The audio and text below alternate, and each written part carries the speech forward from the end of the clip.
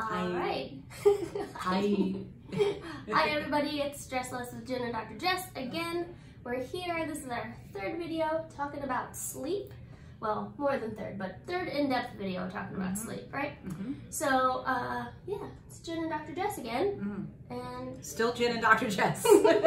still being scientists. Still being scientists, still knowing stuff. So we're gonna recap, just to recap, if you missed the video last time, go back and watch it. It's awesome.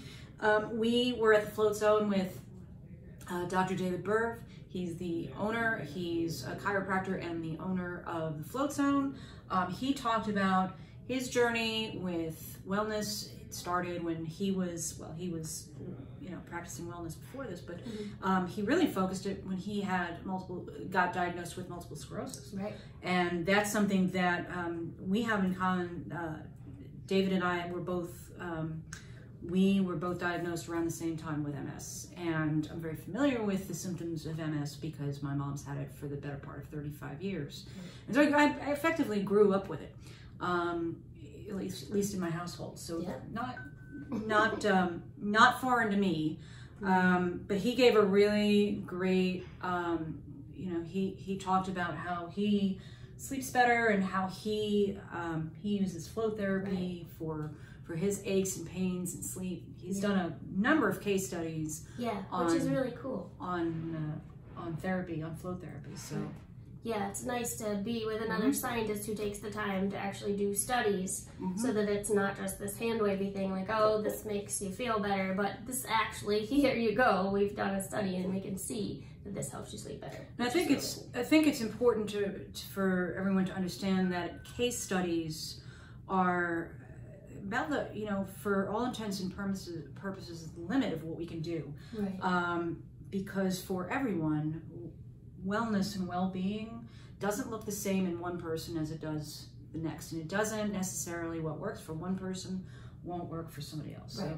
So, and so, while we can say that flow therapy works for this, that, the other reason for him, that may not be the case for you, but it's certainly something that has worked in a number of cases. Yeah. And so kudos to him. Go watch the video if you haven't done so. Watch it again if you've done so. Yeah. And for folks who commented and sent us emails, thank you for doing that. Yep. And thank you everyone for watching, even if you didn't comment and send us emails. Special thanks to Brenda for commenting. She said she's going to go try the Float Zone. Yeah. I know he's got some affordable packages coming up, so yeah, go try it out. Definitely. It's worth a try. You got to try it 3 times though. 3 times. 3 times. Yeah. Power of 3. So, So, gotta watch all the way to the end of this video. We have our special announcement at the end of this video. Yes, special. But before we get to that, Jess, I know with your MS and all of that really affected your sleep at the beginning. Tell us a bit about that and then what you did to turn it around. Sure. So, I was diagnosed in 2012, and I had been having symptoms well before then, mainly pain-wise, because there are a number of symptoms for MS, but the pain would radiate from my jaw, my neck, down my arm, my right hip, my groin, my leg, especially at night after a very active day. The muscle spasticity would be in full force, and it's just constantly tight. It constantly feels like somebody's wringing it. I have something called trigeminal neuralgia, which is nerve pain in my face, and it's chronic. And it just became a new normal for me, and it really started affecting my sleep. Right. And so the doctors, once I was diagnosed, the doctors prescribed muscle relaxers for me because it's tight muscles. So all the stretching in the world isn't gonna relax them, right? All the massage therapy in the world, it'll give you some temporary relief, but not permanent relief. Yeah. So the thought was, well, you can take these muscle relaxers before you go to bed. So there are a number of issues with that. They're not specific to your tight muscles. So for a lot of people, they also relax the muscles that control your bladder. And so for a lot of people, frequent urination is an issue. That wasn't the case for me. I found that they didn't really work very well, and so I'd have to take, well, you could take another one, right? So I would take 2 muscle relaxers, and it really wouldn't help the pain so much, but one of the side effects is that they make you groggy, and so I'd fall asleep, not from the pain relief, but as a consequence of the pill itself. And so if anyone's familiar with taking Tylenol PM to fall asleep, Ambien, ZzzQuil, you know, you take it and you fall asleep, but the next morning you kind of feel hungover, like you haven't slept very well. And that was the consequence of falling asleep from the muscle relaxers, same thing.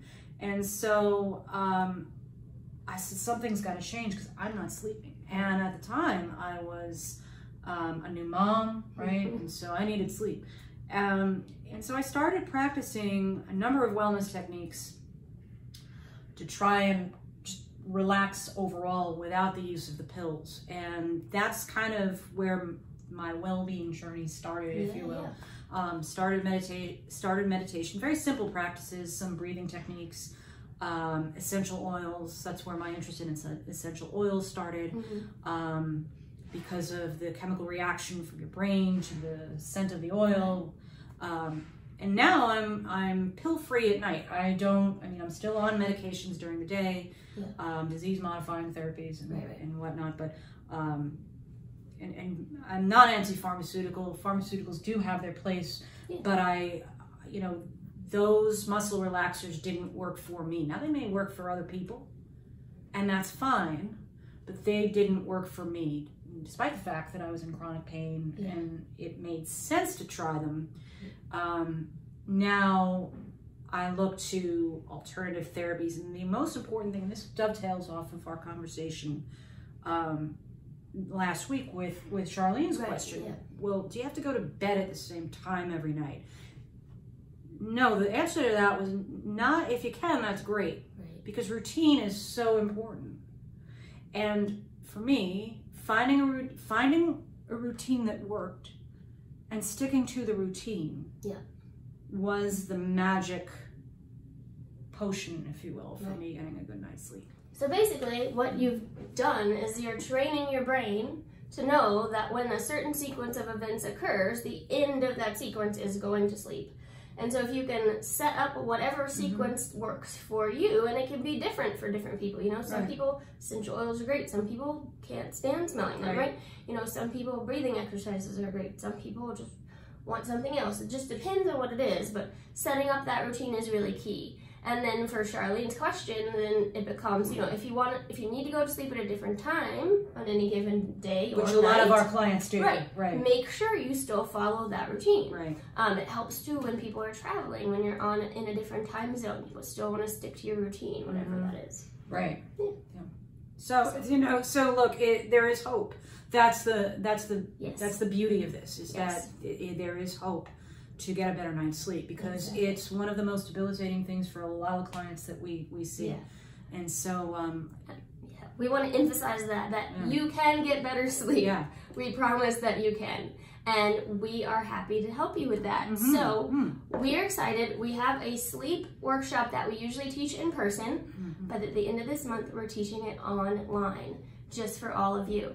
So people are going to be able to sign up for that starting on Thursday. So you'll have to look out for an email on Thursday. It will have a link where you can register for the sleep workshop online. We're going to have special pricing for first responders, including, of course, our 911 dispatchers. So look out for that special pricing for those guys, and it's open for everyone. So look out for the email on Thursday and register and join us. It'll be an online workshop. You get to see our faces for a little while, and we'll teach you different proactive techniques for getting a better sleep. And it'll be recorded, so if you can't make the live version, you can definitely watch the recorded version, and you can always ask us any questions. We'll be happy to answer them. So thanks for tuning in.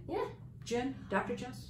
And on this video too, comment questions, let us know any concerns you've got, and we will see you guys again next time. All right, bye-bye.